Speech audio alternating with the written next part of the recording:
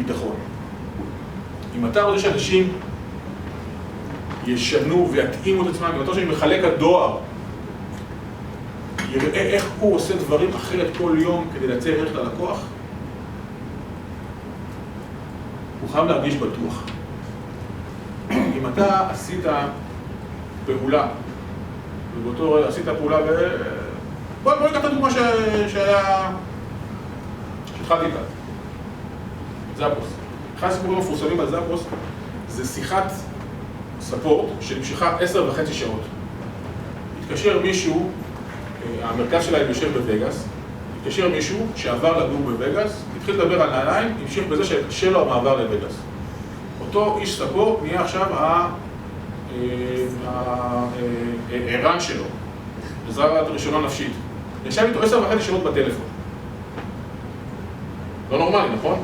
אם הוא היה סוגר את השיחה אחרי 40 דקות, זה היה נשמע מספיק סביר, זה כבר היה שווה סיפור בגוגל. נכון? היה כבר, יכולת לה 40 דקות, זה יפה. 10 שעות. עכשיו, תקשיבו. אם למחרת בבוקר היה יוצא הדוח של המשימות של הספורט, מכירים איך זה שירותי לקוחות בארץ, כן? מדדים, לקוחות, כן? רוצים, איך שמתחילה השיחה, הם רוצים להתפטר לשיחה, למה הם מדדים על זה? היה המנהל שאומר לו, מה? דיברת 10 שעות עם באדם? הוא בכלל לא קנה נעליים?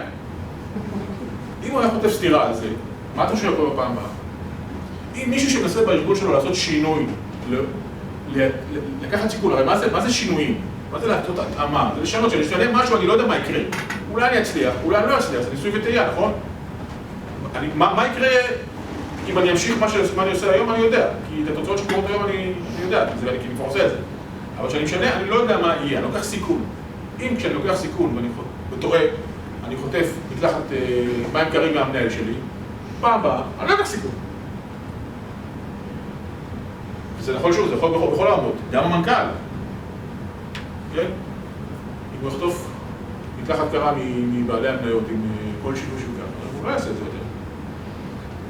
ולכן ארגון הג'ילי זה ארגון שחייבת להיות בתחושת ביטחון שמותר לטעות, מותר לקחת סיכונים. כל עוד אתה עושה את זה בצורה סבירה. אני לא חושב ש10.5 שעות צריכה טלפון לסביר, אבל זה כבר מקרה פרטי. כל עוד אתה עושה את זה בצורה סבירה ולמען מטרה של שינוי ושיפור והתאמה של התנאים לערך שנותן ללקוח, אז זה בסדר, זה מותר לטעות, אנחנו מעודדים טעויות. אז זה האלמנט השני. האלמנט השלישי, שהוא אגב נוצר, ששני אלה הם מהדברים שיוצרים אותו, זה מחויבות. ארגון שאין בו מחויבות של העובדים לתת ערך ללקוח, שהארגון עצמו אין ערך ללקוח, ואגב זה עובד של הארגון שיש לנותן, כשארגון מחויב לתת ערך ללקוח, הלקוחות יש מחויבות לארגון. כשאין מחויבות בסיפור, זה לא יעבוד. כי אתה הרי בא בסוף בבוקר לעבודה לא כדי לעשות התאמות, או לשפר, או להיות אג'ילי, אבל כדי לעשות את העבודה שלך.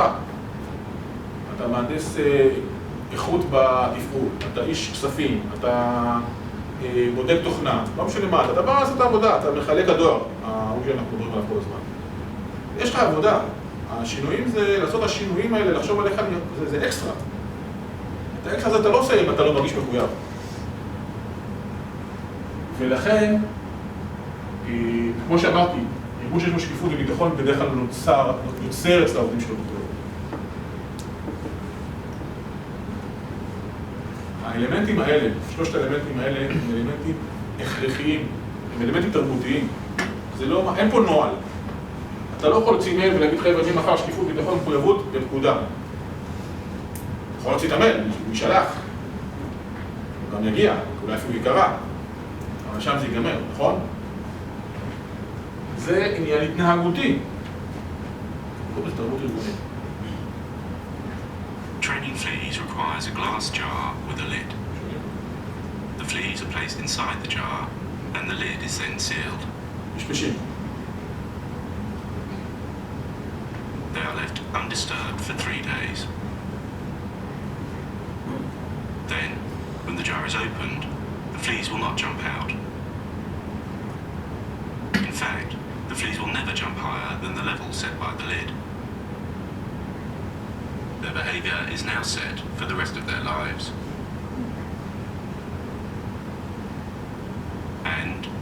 these fleas reproduce, their offspring will automatically. מה שהוא אמר בסוף, הבנתי לסיפור? מה שהוא אמר בסוף זה כשהפשפשים האלה התרבו, הצאצאים שלהם המשיכו לקפוץ באותו גובה שהם נמצאים בסביבה שלהם, למרות שהם מסוגלים ביותר. עד כמה שזה כואב, לומר את זה, תרבות ארגונית יש בה מאפיינים דומים. תרבות ארגונית היא דבר קשוח מאוד. הוא נבנה לאור זמן, כשהוא נוצר, אני מנסה להיות לא מאוד אקדמי ועמוק קצת של להסביר מה תרבות ארגונית, וזה נראה לי פחות רלוונטי. אבל רק נאמר שכשהוא נוצר, הוא באמת נוצר איזשהו נקודת שיווי משקל בתוך הארגון, וכדי להוציא אותו, לצאת משם, צריך לערער משהו מאוד חזק. ומאוד מהר, הוא ינסה למצוא את הנקודת שיווי משקל הבא. כמה שיותר קרובה. אוקיי? אפילו יאמר במאמר, ארגון שבו מנסים לעשות תהליך של שינוי של תרבות ארגונית, אלמנטים מסוימים בארגון יתקפו את התהליך של השינוי של ההתחלה. בכל מיני צורות, לאו דווקא ממודעות ומתוכננות.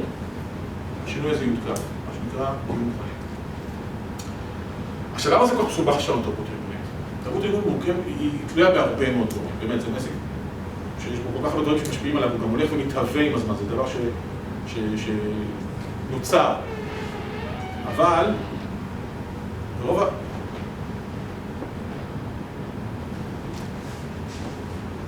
ועל רוב המרכיבים ורוב הדברים שמשפיעים על תרבות ארגונית, כמעט ואין לנו השפעה. בוא נחשוב על שנייה.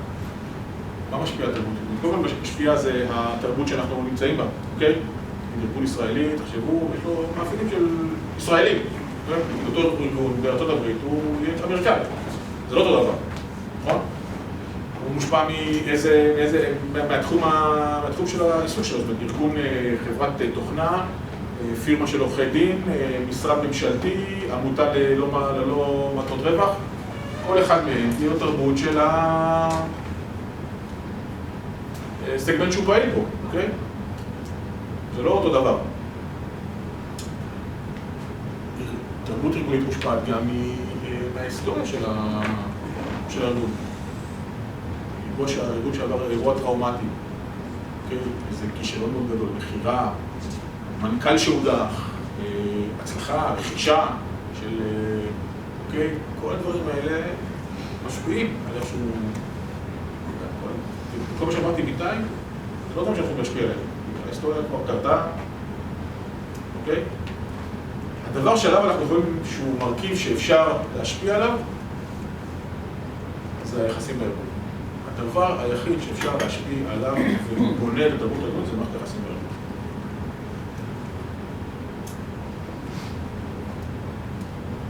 ופה אני רוצה לדבר על איך אפשר לעשות שינוי בדבר הזה, כי זה לא... אתם יודעים, מה זה שונה מערכת היחסים? כאילו בואו נחזיק ידיים, בואו נלך לאיזה יום נעשה אאוטדור כזה פעילות, ונהיה... אני פה לחור ומישהו יחזיק אותי עכשיו, ואז אני ארגיש שזה יופי. לא באמת, זה נחמד, אבל זה לא עובד לך. פה אני רוצה לדבר על שני מושגים מאוד מאוד חשובים, שדרכם אנחנו, לדעתי, מניסיוני, רק דרכם אפשר באמת לעשות שינוי בתחום הזה של תרבות ארגונית. בכלל, בתרבות ארגונית אג'ילית בפרט. המושגים הם נהלים ונורמות. לאו צ'ה אמר את המשפט במקום שאין כבוד ועדים חוקים. מה הוא התכוון? ותחשבו על חברה סוסייטי, לא קמפני, סוסייטי, שאין בה גנבים. כנראה שלא צריך שם חוק שהוא נגד גניבה, נכון? חברה שאין בה רוצחים ואין בה אנסים, לא צריכים חוקים או לא צריך הרבה חוקים. נגד אונס ורצח. בסוף איפה נוצרים החוקים? במקום שאין נורמות, אין... קורא לזה כבוד. אוקיי? והנושא הזה של נורמות מול נהלים הוא משהו שדעתי בהרבה מאוד ארגונים נמצא בו פספוס. כי במקום שיש יותר מדי נהלים, אין מקום לנורמות. אוקיי? אתם יודעים מה אומר את זה?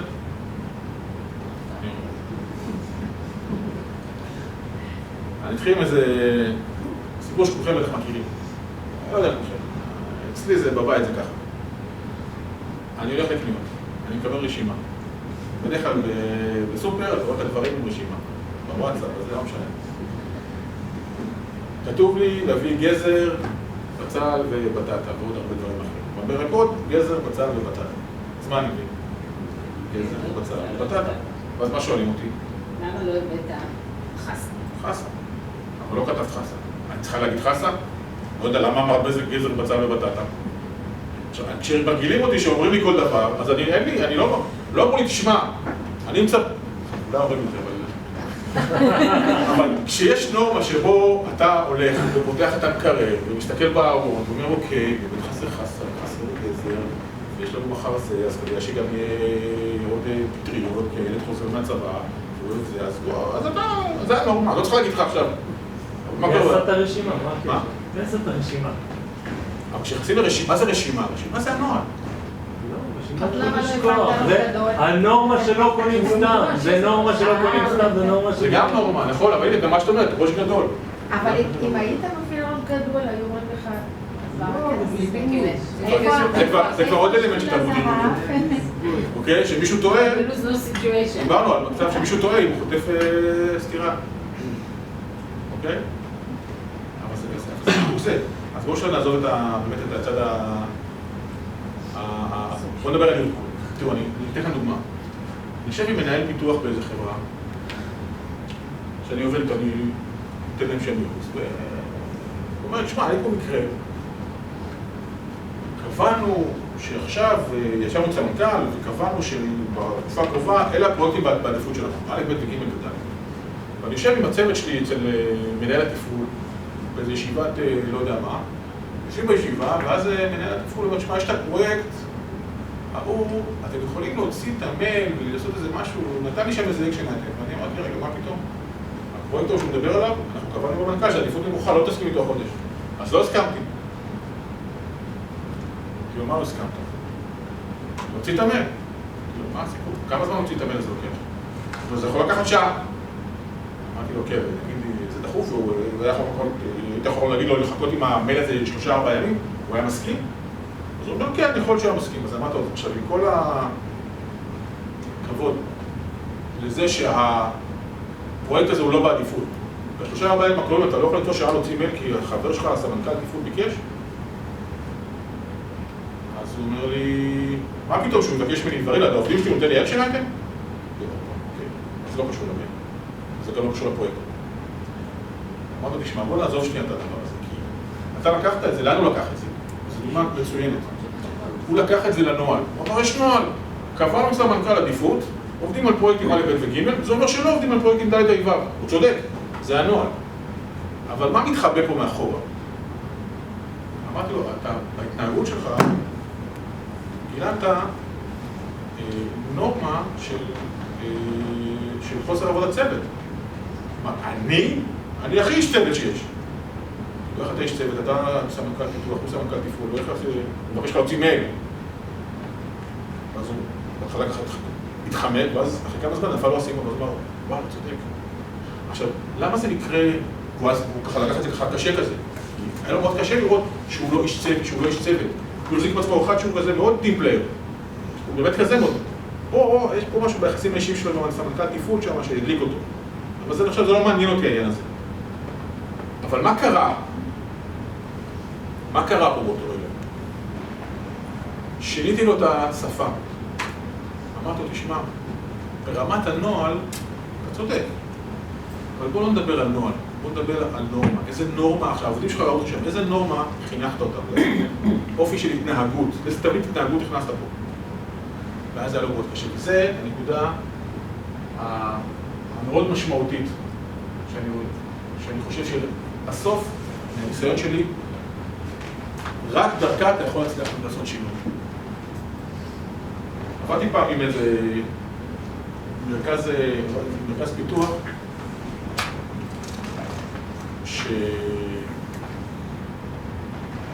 שם מקובל שכדי להעביר באג, לפתוח באג, ג'ירה דרך אגב, פתחו באג, ה-QA פתחו באג כדי להעביר את הבאג ל-QA, לפתוח אותו במערכת, להכניס באג במערכת. איש QA בדק משהו, מצא באג, רצה לפתח לג'ירה, להכניס טיקט, אופן. בהתחלה אמרו לו, שמע, אסור לך לקבוע את העדיפות של זה, אסור לך לקבוע את הסביריטי של זה, אסור לך להגדיר מתי זה יסגר, אסור לך להגדיר לאיזה גרסה, זה כאילו רק הלכו וקלפו את כל הזה, ואז אמרו לו, שמע, גם אסור לך לפתוח את הבאג. למה? כי הרבה פעם ב-QA היה שם תקופה שהיו עובדים חדשים, הם פתחו באגים לא נכונים, והם לא היו באמת באגים, והפיתוח תסבינו. ואז הם אמרו, אסור לך לפתוח. אתה רוצה לפתוח באג, אתה חייב לדבר קודם כל עם ראש צוות בפיתוח, שהוא יבין מה היה, הוא יראה שלקחת את הלוגים הנכונים, שאתה עשית את העבודה הטובה, ורק אם הוא מאשר לך בטלפון, אתה יכול לפתוח. ואז התחיל במצב שבו אנשים אמרו, תשמע, אבל לפעמים הראש צוות לא זמין, הוא בישיבה, הוא בבית, הוא במוחה, הוא לא, מה, מחכה, כאילו, אני פה עם הנתונים, אני רוצה לסגור את המערכת ולעבור לבדיקה הבאה. אז המציאו אקספשן. אחרי שעתיים, באישור של ראש צוות QA, אתה יכול לפתוח את הבית. אבל רק אישור, וצריך שיהיה כתוב בתוך הזה, שראש צוות, ומי הראש צוות, שיכתוב שהוא אישר. ואז אמרו, רגע, יש עוד בעיה. אם מצאת את הבאג ב-12 בצהריים, ובדיוק איש פיתוח הוא עכשיו בארוחת צהריים. אז מה, אתה סופר לי שעתיים לארוחת צהריים? לא. אז אם זה ב-12, אז זה 3 שעות. אמרתי מה לשאול, תגידו, אתם רואים כמה זה מוכח מה שקורה כאן? אתם, כמו שאתם... הם היו עסוקים, והשיח שם היה שיח של נהלים, הם כאילו כל הזמן ניסו להגן על נהלים, ובשלב סבבת, חבר'ה, אתם לא מדברים יותר על נהלים. בואו נדבר על נורמות, מה קורה כאן? למה אתם לא? מה זה? מה? תסתכלו שתהיה מהצד, איזה תבנית התנהגותית אתם מייצרים פה. ואז התחיל תהליך שהם התחילו, אני דיברתי עם המנהלים בהתחלה כמובן, שמה שיש שם זה ארגון של חוסר אימון, וחוסר שיתוף פעולה, זריקת אחריות, ועוד הרבה דברים, שכשהם הסתכלו על זה, הם פתאום נורא התביישו. הם נורא התביישו להיות חלק מארגון שזה הנורמות שלו. כשדיברו על נהלים זה היה נוח, כי זה הנוהל. עכשיו, למה זה ככה? למה זה ככה? כי כשאתה... מה זה נוהל? נוהל זה איזשהו הגדרת יחסים בתוך מקום עבודה. מדבר, נהלי עבודה, כן? מה זה אומר? זה אומר שאני מעביר לך מידע בצורה כזאת וכזאת, יש פרוטוקול, יש לנו נוהל. אני נפגש איתך פעם בשבוע ומדבר איתך בנושא סטטוס של איזה פרויקט. אני יושב איתך פעמיים בשבוע, אני מוציא לך מייל עם דוח התקדמות של הפרויקט. כן, זה נוהל. זה מגדיר את היחסים. זה יחסי עבודה, זה לא קשור אליי אישית. אנחנו מתחבאים מאחורי הנהלים האלה הרבה פעמים. במקום שיש הרבה מאוד נהלים, כל אחד, תסתכלו על הארגון שלכם, תחפשו את האזור הזה שיש בו את האוסף נהלים הלא נורמלי הזה, שאולי דוגמאות כמו שציינתי קודם יודע לצאת מוגזם, אבל המקום שבו אתם מתחברים בנהלים, כל אחד פה יכול לעשות את המקום לארגון שלו, עכשיו איפה הוא רואה את זה, זה אזור שיש שם נורמות מקולקלות, כנראה. תנסו להבין מה הנורמות האלה שיש שם. כי בסוף, כשאני מדבר על נוהל, אני מתחבא מאחוריו, כי אז אני מרחיק את הדבר הזה ממני. כי כמו אותו מנהל פיתוח שאמר לי, מה, קבענו שהפרויקט הזה הוא לא בעדיפות.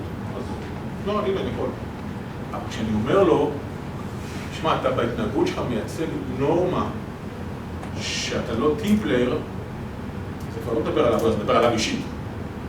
זה מדבר עליו. והוא לא מוכן שהוא יהיה באדם שהוא לא טימפלר, הוא מאמין שהוא כן. ואז אתה משנה את השיח משיח ממוקד נהלים לשיח ממוקד נורמות, עם הזמן, תהליך לא פשוט, מתחיל לקרות השינוי. כי אתה מתחיל לדבר באמת על היחסים. היחסים בין הקבוצות, בין הפרטים, הם לא דרך הנוהל, משהו חיצוני, אלא דרך האני, ההתנהגות שלי, הנורמה שבה אני, שמייצגת את הנורמה שמיוצגת על ידי ההתנהגות שלי. ואנשים לא מוכנים להיות כאלה שמייצגים בהתנהגות שלהם נורמות שליליות. כי רוב האנשים באמת לא כאלה. אבל הם התחברו בתוך הנהלים, כי זה מה שהם התרגלו. ולכן ההמלצה שלי היא ברגע שאתם רוצים להטמיע שינוי בתוך התרבות הארגונית. אם אתם רוצים להיות ארגון שיש בו יותר שקיפות, יותר ביטחון, יותר מחויבות של העובדים, תדברו על הנורמות שקיימות בארגון. איזה נורמות צריכות להתקיים בארגון כדי שזאת תהיה התרבות הארגונית שלנו, של ביטחון, של שקיפות, של מחויבות. איזה נורמות צריכות להיות, ואיזה נורמות קיימות היום. לא איזה נהלים, עזבו את הנהלים, הנהלים ישתנו לבד אחר כך. באותו ארגון שסיפרתי לכם עם ההנדשק הזה בין הקיום לפיתוח, אחרי שנה, איתנו אותי לגמרי, לאט, הוא פשוט התעדה. כי לא צריך, כי עבדנו שם בעבודה מאוד אינטנסיבית עם הארגון הזה, עד שנוצר, בנינו את האמון, בנינו יחסים שמבוססים על אמון, על הערכה, על שיתוף פעולה, על נורמות שונות, ואז כבר לא צריך את הנורמה. נעלם, לאט, בשלבים, בחלקים. כשאתם מדברים, משנים את השיח בארגון, את השפה לשיח מבוקד נורמות, קודם כל מעוררים השראה ומעצים, כי זה הרבה יותר נעים לדבר על זה, זה קשה לפעמים, כשאתה נפגש עם מקום של נורמה לא חיובית שלך, אבל בסוף, כמה אפשר לדבר על נהלים, כמה אפשר לדבר על תהליכים, על מדדים, על פרוצדורות, זה לא מדהים. כשאתה מדבר על נורמות, לפחות יצא חלק גדול מהאנשים שנפגש עם זה איתם, זה מייצר איזו השראה. כמו שאמרתי, כשאתה מדבר על נורמות, אתה לא מאפשר לאנשים להתחבר נכון נהלים. אתה אומר להם, תקשיבו, במה שקורה כאן ועכשיו, תגידו אתם, איזה נורמה אתם מייצגים? איזה אופי התנהגותי, איזה תבנית התנהגותית אתם מגלמים במה שאתם עושים. בין אם זה לפי הנוהל או לא לפי הנוהל, זה לא משנה. זה מפשיט את האנשים מהמסכה שעוזרת להם להתחברים אחוריהם. ובגלל שזה יוצר חיבור אישי, בגלל שהנורמה, כמו שאמרתי, היא נוגעת בעני, בהתנהגות שלי אישית, בסוף לאורך זמן היא גם יוצרת את החיבור האישי. אנשים שיושבים באותו חדר לאורך זמן ועסוקים בשאלה של הנורמה בארגון שלהם, עם הזמן יוצר ביניהם חיבור אישי. וראיתי את זה קורה יותר מפעם אחת. היה מקומות שהיו שם קלאשים לא נורמליים בכלל. אתה נחשף, כשאתה נחשף אתה מעורר אמפתיה, כשאתה מעורר אמפתיה אתה צריך חיבור. נשים את זה.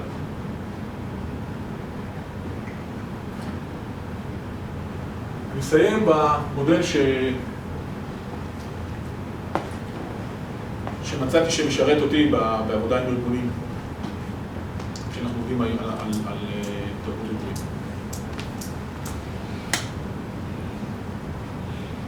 המודל הזה מורכב מארבעה אלמנטים, ואני חייב להגיד ולומר, תראו, זה לא פשוט, זה ארוך, זה סקיפי, זה קשה, אבל תנסו את זה בבית. ממליץ. באמת, כמו שאמרנו, לא מנסים, לא טועים, לא מנסים, לא טועים. נכון? אפשר לטעות, אפשר לקחת סיכונים. מה יקרה? לא תעשו את זה, כבר יודעים, זה מה שקורה היום. החלק הראשון זה של הנון, זה הנרטיב.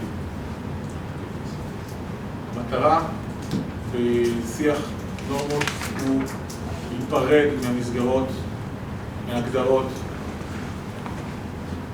הקשיחות, הסוגרות. אל תגידו, אם אתם רוצים, אני רוצה לשנות את התרבות הארגונית, אני רוצה להיות יותר אג'ילי בעוד שנה, ב-2017 אני רוצה להיות ארגון יותר אג'ילי, שיש בו יותר שקיפות, יותר מחויבות, יותר ביטחון. אל תגידו, אוקיי, אני רוצה להכין מצגת עם 10 בולטים, 3 שקפים, יחד באותו שנה. ספרו סיפור. מה הסיפור? איך יראה יום בארגון שלי בעוד שנה מהיום? איזה נורמות יהיו בארגון? איך אנשים יתנהגו אחד לשני? איזה מערכות יחסים יהיו? ספרו סיפור. זה הרבה יותר מעניין, זה הרבה יותר מעורר השראה, זה הרבה יותר מעצים, זה הרבה יותר מחובר לתהליך עצמו.